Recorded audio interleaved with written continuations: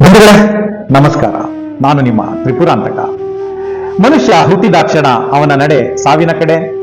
ಮನುಷ್ಯ ಬರುವಾಗಲೂ ಬೆತ್ತಲೆ, ಹೋಗುವಾಗಲೂ ಬೆತ್ತಲೆ.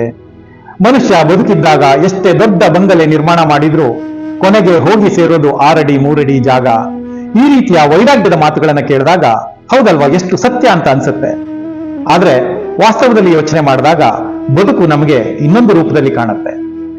ಮನುಷ್ಯ ಬರುವಾಗಲೂ ಬೆತ್ತಲೆ, ಹೋಗುವಾಗಲೂ ಬೆತ್ತಲೆ, ಆದ್ರೆ ಇರುವಾಗ ಬೆತ್ತಲೆ ಇರ್ಲಿಕ್ಕಾಗಲ್ಲ ಅಲ್ವಾ.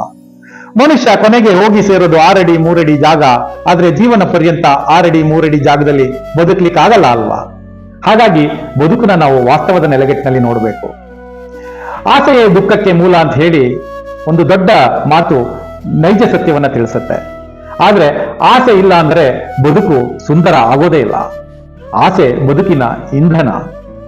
ಮನುಷ್ಯ ಅನೇಕ ಕಷ್ಟಗಳನ್ನು ಅನುಭವಿಸ್ತಾ ಇದ್ದಾನೆ, ಭೂಮಿ ಮೇಲೆ ನರಕವನ್ನ ನೋಡ್ತಾ ಇದ್ದಾನೆ.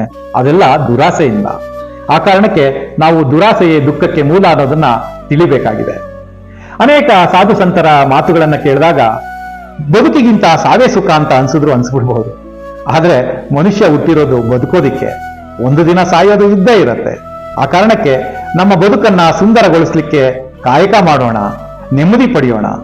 ಈ ಬದುಕು ನಮ್ಮದು, ಅದನ್ನ ಪ್ರೀತಿಸೋಣ. ಮತ್ತೆ ಭೇಟಿಯಾಗೋಣ. ಧನ್ಯವಾದ.